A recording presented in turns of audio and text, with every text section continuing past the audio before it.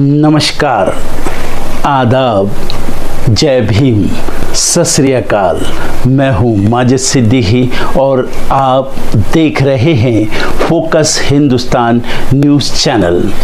आज की ख़ास खबरें सब्सक्राइब करें, लाइक करें, शेयर करें। फिर आऊँगा एक ताज़ा खबर को लेकर माजिद सिद्दीकी।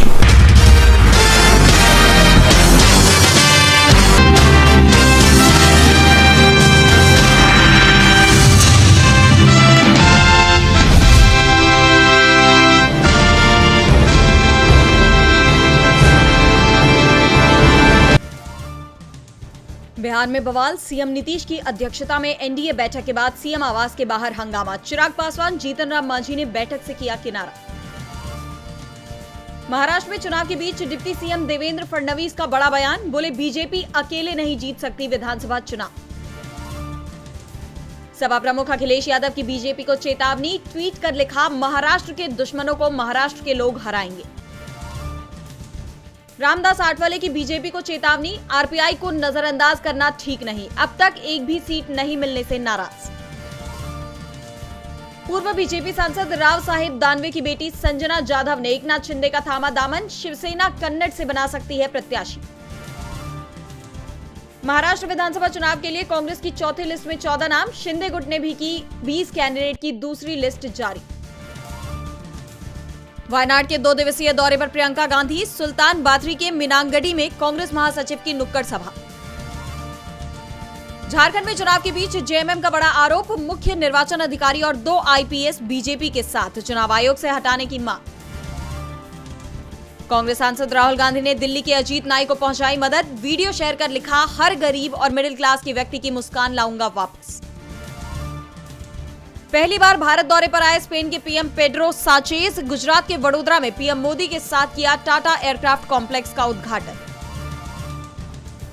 जापान के प्रधानमंत्री इशिबा के सत्तारूढ़ गठबंधन ने खोया बहुमत, 465 सीटों वाली जापानी संसद के निचले सदन में इशिबा की पार्टी ने जीती 215 सीटें, पिछली बार मिली थी 279 सीट।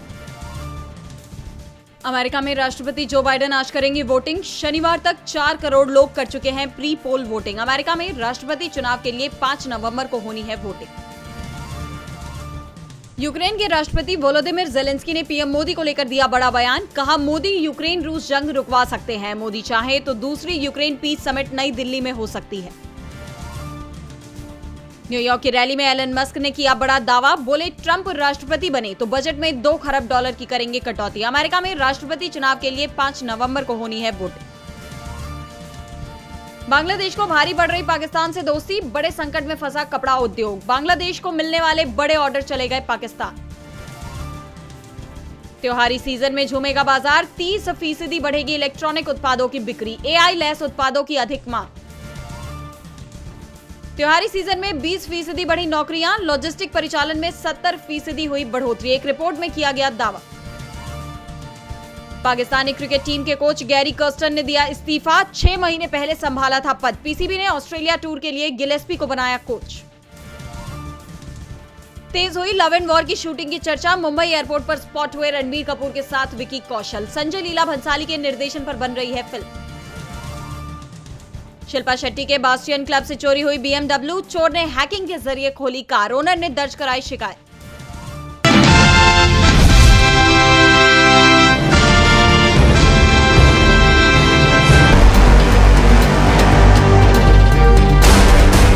इस देश में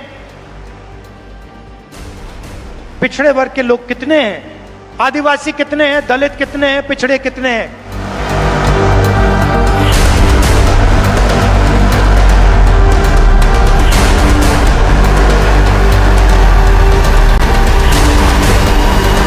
राष्ट्र तब सशक्त होगा जब हम एक रहेंगे, नेक रहेंगे, तभी नेक रहेंगे।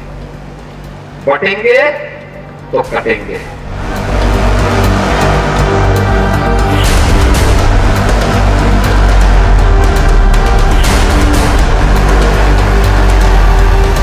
अगर हम बटेंगे तो बांटने वाले महफिल सजाएंगे।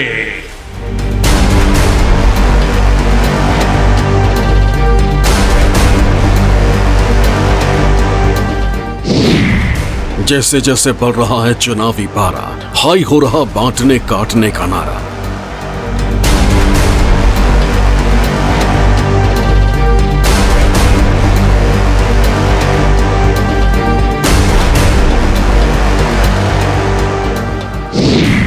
बीजेपी संघ का चुनावी एजेंडा, कांग्रेस का भी क्लियर है फंडा।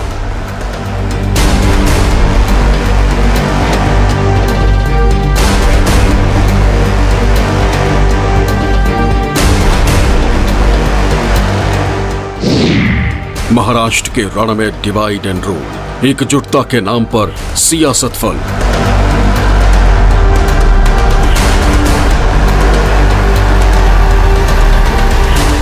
सियासत अपने अपने वोटर्स को साधने की, सियासत अपने अपने वोट बैंक को मजबूत करने की, सियासत वोटों का ध्रुवीकरण कर अपना अपना सियासी वजूद बचाने की। और इस वजूद के केंद्र में है सत्ता, जिसे पाने के लिए हर दल, हर गठबंधन एड़ी चोटी का जोर लगा चुका है। महाराष्ट्र की सत्ता पर काबिज होने के लिए तमाम पार्टियां साम दाम दंड भेद हर तरह की नीतियां अपनाने लगी। खासकर बीजेपी, महाराष्ट्र में बीजेपी एक बार फिर अपने उसी एजेंडे पर आ गई जिसके लिए वो जानी जाती है। एजेंडा हिंदुत्व का, एजेंडा वोटों के ध्रुवीकरण का। और इस कोर एजेंडे में यूपी के सीएम योगी आदित्यनाथ की भी एंट्री हो गई। योगी आदित्यनाथ ने भले ही इस बार के महाराष्ट्र चुनाव के लिए अब तक कोई रैली ना की हो, कोई जनसभा को संबोधित न किया हो, लेकिन योगी के इस पोस्टर ने अब की बार के महाराष्ट्र चुनाव में बीजेपी का एजेंडा क्लियर कर दिया।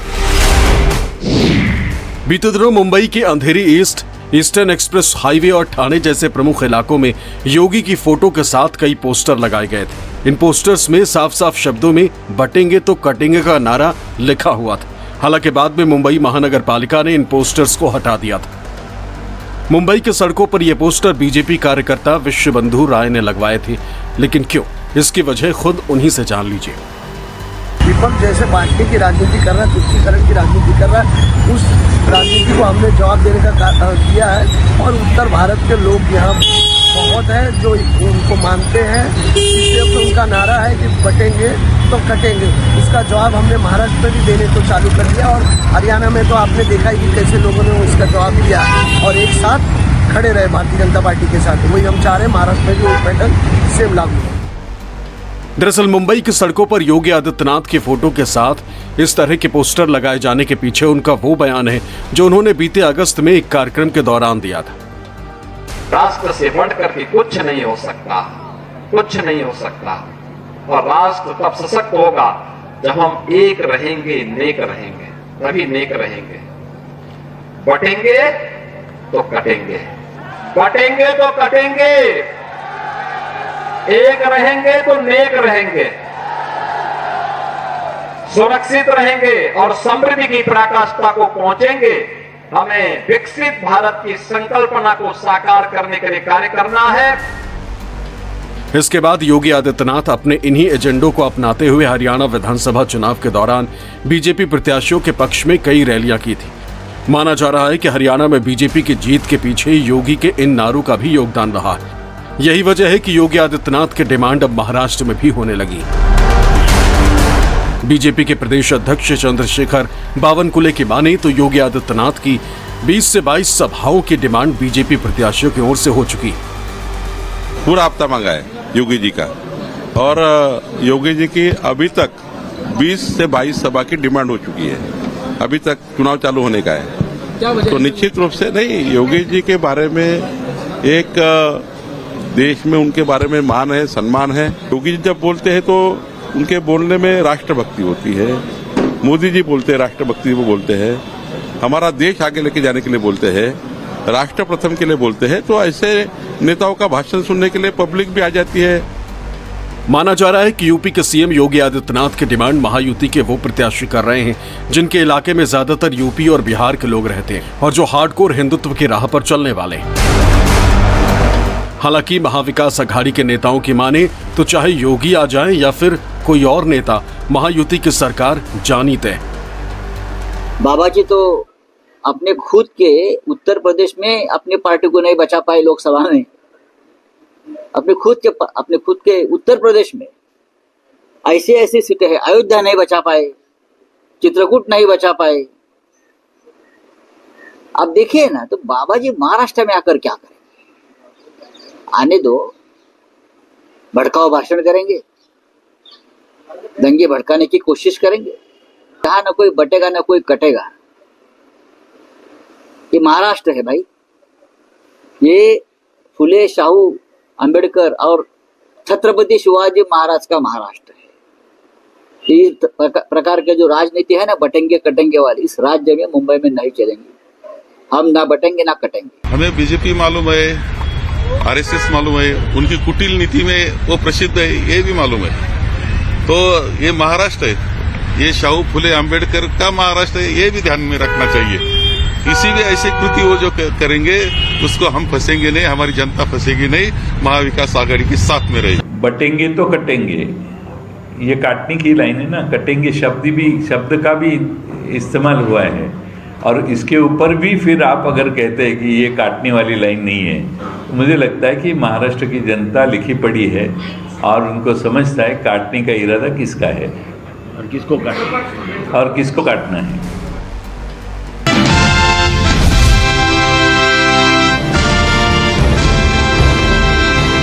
बिहार के पूर्णिया से निर्दलीय सांसद पप्पू यादव को दो गैंगस्टरों ने धमकी दी है। बिहार के बाहुबली नेता और पूर्णिया के लोकसभा सांसद राजेश रंजन उर्फ पप्पू यादव को कथित तौर पर लॉरेंस बिश्नोई गैंग ने फोन पर धमकी दी है। पप्पू यादव को संयुक्त अरब अमीरात यूएई के किसी नंबर से फोन करके ये धमकी दी गई है। गोपालगंज के मूल निवासी और राष्ट्रवादी कांग्रेस पार्टी एनसीपी के नेता बाबा सिद्दीकी की मुंबई में हत्या के बाद पप्पू यादव ने ट्वीट करके लॉरेंस बिश्नोई को 2 टके का क्रिमिनल बताते हुए दावा किया था कि अगर कानून इजाजत दे तो वो लॉरेंस बिश्नोई का नेटवर्क 24 घंटे में साफ कर देंगे। दरअसल एनसीपी नेता बाबा सिद्दीकी की हत्या के बाद से ही पप्पू यादव को धमकी मिल रही है। पप्पू यादव ने इसकी शिकायत पूर्णिया रेंज के डीआईजी, एसपी के अलावा डीजीपी को भी शिकायत की है। पप्पू यादव को फोन करने वाले लॉरेंस बिश्नोई गैंग के गुर्गे ने कहा है कि सांसद के सभी ठिकानों की जानकारी उसके पास है। यही नहीं, जेल में रहने के दौरान जैमर बंद करके उसने पप्पू यादव को वीडियो कॉल भी किया था, लेकिन पप्पू यादव ने फोन नहीं उठाया। बता दें कि झारखंड के जेल में बंद गैंगस्टर अमन के करीबी मयंक ने सोशल मीडिया पर पोस्ट करके पप्पू यादव को धमकी दी है। मयंक सिंह नाम के फेसबुक अकाउंट से 26 अक्टूबर को पोस्ट किया गया था। पोस्ट में लिखा है कि समाचार पत्रों के जरिए जानकारी मिली है कि बीते दिनों बिहार के पूर्णिया से निर्दलीय सांसद पप्पू यादव उर्फ राजेश रंजन द्वारा लॉरेंस बिश्नोई के बारे में उल्टा पुल्टा बयान दिया गया था।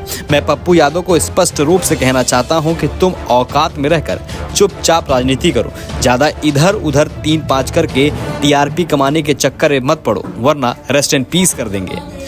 लॉरेंस को धमकी देने के बाद पप्पू यादव की एक वीडियो भी वायरल हुई थी। दरअसल पप्पू यादव ने शनिवार को एक प्रेस कॉन्फ्रेंस की थी। इस दौरान उनसे गैंगस्टर लॉरेंस बिश्नोई को लेकर सवाल किया गया, जिस पर वो भड़क गए। उन्होंने भड़कते हुए कहा कि मैंने पहले ही कहा था कि इससे जुड़ा सवाल नहीं किया जाएगा। यादव जी, आपने लॉरेंस बिश्नोई को नहीं, ये सब बात मैंने पहले मना कर दिया था, बात नहीं पूछेंगे। आप ज्यादा तेज मत बनिए, मैंने आपको पहले आते कह दिया था, इस सब सवाल नहीं होगा।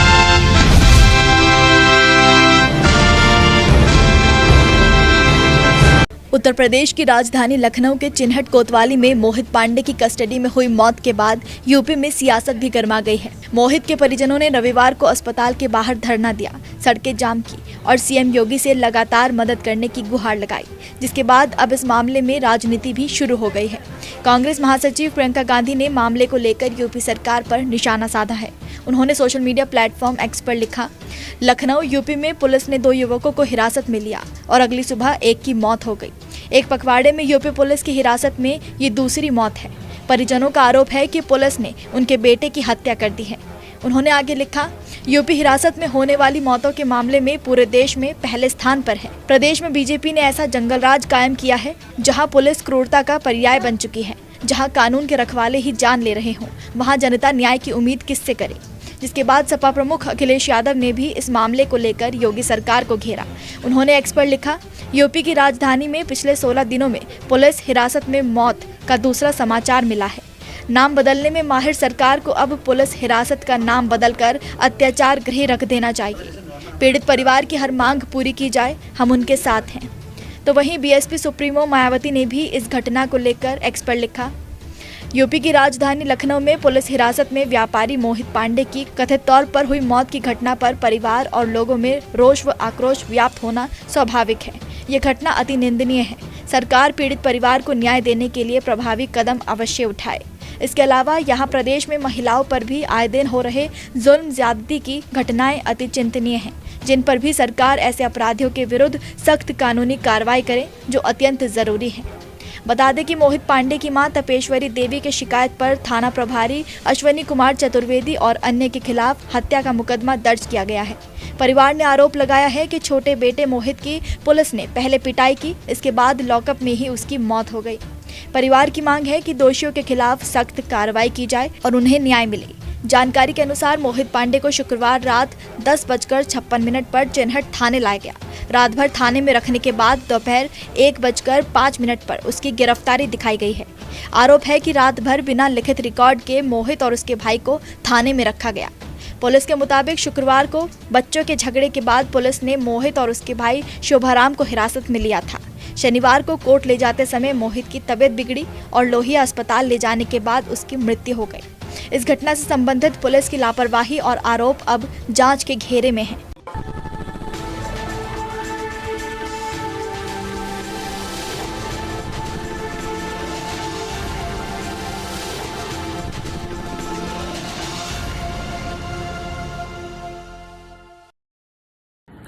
दोस्तों आज मैं आपको बताने वाला हूं कि अगर आपकी बॉडी में मैग्नीशियम की डेफिशिएंसी हो जाए तो आपको क्या क्या प्रॉब्लम हो सकती है। सबसे पहले इंसोमेनिया, नींद ना आना, स्लीपिंग डिसऑर्डर, इंसान सारी रात करवटें बदलता है, नींद नहीं आती, स्ट्रेस लेवल, एंजाइटी बढ़ जाती है इससे, क्योंकि कोर्टिसोल हार्मोन को रोकने में मदद करता है। और अगर आपकी बॉडी में मैग्नीशियम नहीं है तो कोर्टिसोल बढ़ जाता है, जिसकी वजह से स्ट्रेस और एंजाइटी हो जाती है।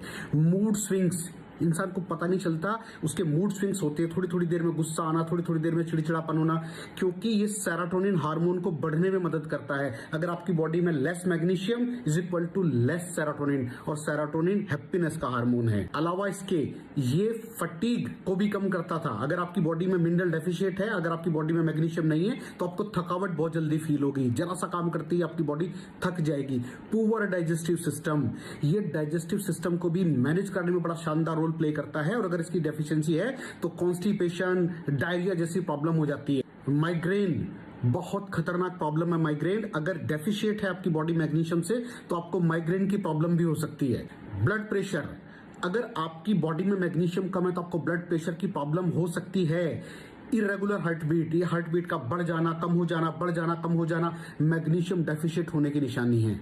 ऑस्टियोपोरोसिस, बोन हेल्थ वीक हो जाती है, क्योंकि आपकी बॉडी का 60% जो मैग्नीशियम है वो आपकी बोन्स के अंदर होता है। अगर आप बाहर से मैग्नीशियम नहीं ले रहे हैं तो आपकी बॉडी जो है वो हड्डियों में से लेना शुरू कर देती है, जिसकी वजह से ऑस्टियोपोरोसिस की प्रॉब्लम भी हो सकती है, आपकी हड्डियां कमजोर हो जाती हैं। और मसल क्रैम्पिंग, मसल क्रैम्प, नस पे नस का चढ़ जाना, मसल्स पे अकड़ जाना, बिल्कुल चलना मुश्किल हो जाता है। तो मसल क्रैम्पिंग भी तभी होती है जब आपकी बॉडी में मैग्नीशियम की डेफिशिएंसी हो। और दोस्त, हमारे यहाँ 90% से ज्यादा लोग मैग्नीशियम डेफिशिएंसी के शिकार हैं। कहां से मिलेगा मैग्नीशियम, कितनी मात्रा में लें, किस क्वालिटी का लें? तो उसका जवाब है वेस्टीज प्राइम CMD। इसके अंदर आपको भरपूर मात्रा में मैग्नीशियम मिलेगा, आपकी सारी प्रॉब्लम सॉल्व हो जाएगी। Thank you so much. दर्शकों, देख लिया आपने हमारे वीडियो को।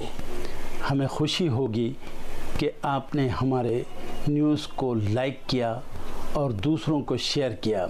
अगर अभी तक हमारे चैनल फोकस हिंदुस्तान को सब्सक्राइब नहीं किया है तो तुरंत सब्सक्राइब करें, कमेंट करें और बेल आइकॉन को प्रेस करें। हम हाजिर हैं खबर के लिए।